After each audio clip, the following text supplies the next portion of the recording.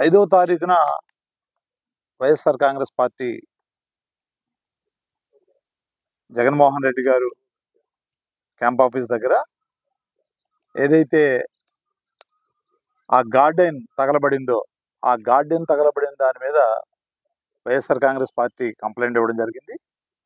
ఎవరైతే అల్లరిమోకలు కానివ్వండి, లేదంటే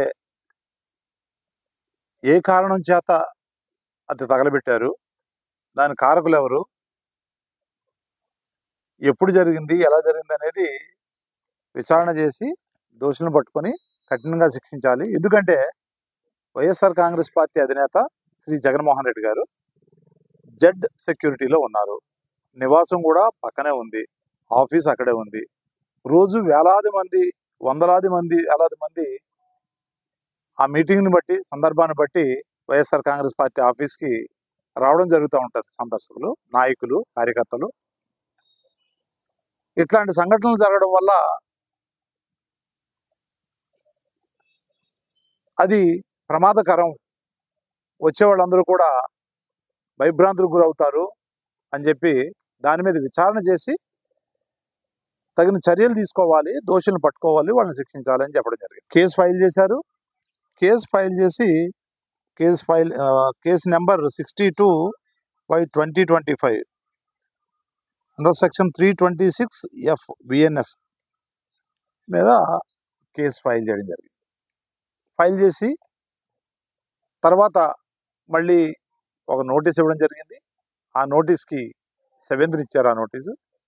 ఆ నోటీసు కూడా రిప్లై ఇవ్వడం జరిగింది నిన్న. అక్కడ ఉన్న కెమెరాకు సంబంధించిన వివరాలు ఇమ్మని చెప్పడం జరిగింది. మేము క్లియర్గా చెప్పడం జరిగింది.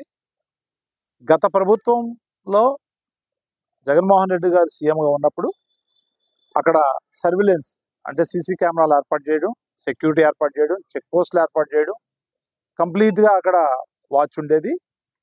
దాన్ని ఈ ప్రభుత్వం వచ్చిన తర్వాత చెక్ పోస్టులు తీసేశారు, సీసీ కెమెరాలు తీసేశారు, స్పీడ్ బ్రేకర్లు తీసేశారు. వాటితో పాటు పెట్రోలింగ్ కూడా సరిగా జరగట్లేదని చెప్పేసి చెప్పడం జరిగింది. అక్కడ ఆగదాయిలు రావడం, అక్కడ కూర్చోవడం, మద్యం సేవించడం, ఇష్టం వచ్చినట్టుగా రేసులు, కార్ రేసులు కానివ్వండి, బైక్ రేసులు కానివ్వండి, రాత్రులు పగలు కూడా హై స్పీడ్తో వీళ్ళంతా ఆగతాయిలు ఇష్టం వచ్చినట్టుగా వెళ్ళడం ఉన్నారు. వాళ్ళు ఆఫీస్కి వచ్చి ఆఫీస్ దగ్గర హడావుడి చేయడం జరిగింది. దాన్ని కూడా కోట్ చేసాం. తర్వాత లోకేష్ గారు బర్త్డే రోజు కూడా వాళ్ళ కార్యకర్తలు, అల్లరిమోకలందరూ కూడా వచ్చి అక్కడ స్పీడ్గా కార్లు వెళ్ళడం, గోల్ చేయడం, ఏళ్ళేయడం, రెచ్చగొట్టే కార్యక్రమాలు చేయడం, ఏది ఆఫీస్ ముందు, గేటు ముందు వాళ్ళు దిగడం, జెండాలు ఎగరవేయడం, ఇలాంటివన్నీ జరిగాయి. అక్కడ సీసీ కెమెరాలు యొక్క సర్విలెన్స్ లేదు, సెక్యూరిటీ కూడా పకడ్బందీగా లేదు. దానివల్ల ఇవన్నీ జరుగుతున్నాయి. దీన్ని పునరుద్ధరించాలి, గట్టి బందోబస్తు ఏర్పాటు చేయాలి, జగన్మోహన్ రెడ్డి గారు రక్షణ పెంచాలని చెప్పి ఇంతకుముందు కోర్టు కూడా వెళ్ళడం జరిగింది. ఈ రక్షణ సరిపోదని కూడా చెప్పడం జరిగింది, సెక్యూరిటీ పెంచాలని కూడా చెప్పడం జరిగింది. కానీ అదేమీ జరగల. తర్వాత మళ్ళీ ఇంకొక నోటీసు ఇవ్వడం జరిగింది. ఆ నోటీసులో ఆ రోజు ఏదైతే 5వ తారీఖున సంఘటన జరిగిందో, సంఘటన రోజున ఆఫీస్కి వచ్చిన విజిటర్స్ యొక్క డీటెయిల్స్ ఇమ్మన్నారు. తర్వాత కార్ పార్కింగ్లో రోడ్డు మీద ఎవరైతే కార్లు పార్క్ చేశారో అది ఓపెన్ రోడ్డు, బస్సులు పోతా ఉన్నాయి, కార్లు పోతా ఉన్నాయి, అందరూ వెళ్తూ ఉన్నారు.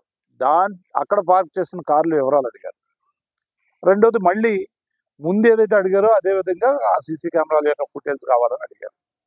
మొదటి దానికి మేము ఆ రోజు ఏదైతే మీటింగ్ జరిగిందో మీటింగ్ సంబంధించిన వివరాలు ఇచ్చాం, ఆ లిస్టు ఇవ్వడం జరిగింది. రెండవది కారు అన్నీ కూడా రోడ్డు మీద ఉన్నాయి కాబట్టి కార్లు అవి సహజంగా అందరూ పోయే రోడ్డు కాబట్టి దాని మీద ఎవరు పార్క్ చేసి వెళ్తారో తెలియదు, ఎవరు ఎప్పుడు వస్తారో తెలియదు, దాని మీద సర్విలెన్స్ లేదు కాబట్టి ఆ వివరాలు మా దగ్గర లేవు.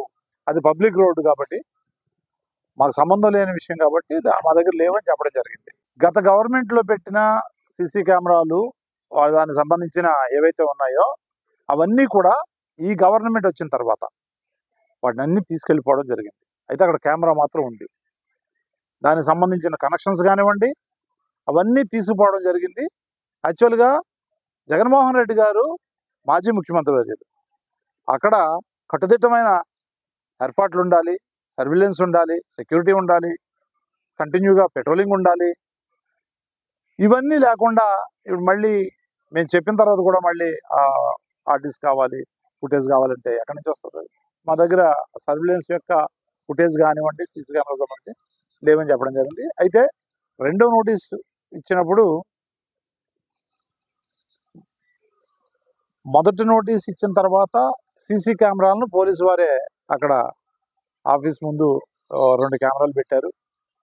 తెలుగు తల్లి విగ్రహం దగ్గర ఒక చోట పెట్టారు. తర్వాత అరవింద్ స్కూల్ దగ్గర ఇంకో చోట కూడా కెమెరాలు పెట్టడం జరిగింది. కెమెరాలు పెట్టడం వల్ల ఉపయోగం ఉంటుంది. కెమెరాల్లో ఎవరు వచ్చారు ఎవరు పోయిన విషయం తెలియచ్చు, కానీ సెక్యూరిటీ పెంచాలి కదా, అక్కడ తగిన చర్యలు తీసుకొని సిబ్బందిని పెంచాలి కదా, అసలు పెట్రోలింగ్ సరైన విధంగా చేయాలి కదా. పూర్తిగా వీళ్ళు చేయాల్సిన విధంగా సెక్యూరిటీని పెంచితే తప్ప దీనికి ఈ సమస్యకు పరిష్కారం కాదు, ఈ కెమెరాలు ఒకటే పరిష్కారం కాదు అని చెప్పడం జరిగింది. ఇప్పుడు ఆ సమాధానం కూడా వాళ్ళకి ఇవ్వడం జరిగింది. దాని మీద చర్యలు తీసుకుంటారని చెప్పారు. మరిన్ని వీడియోస్ కోసం ఛానల్ ని సబ్స్క్రైబ్ చేయండి. లేటెస్ట్ అప్డేట్స్ కోసం వాట్సాప్ ఛానల్ ని ఫాలో అవ్వండి. ఆ లింక్ డిస్క్రిప్షన్ లో ఉంది.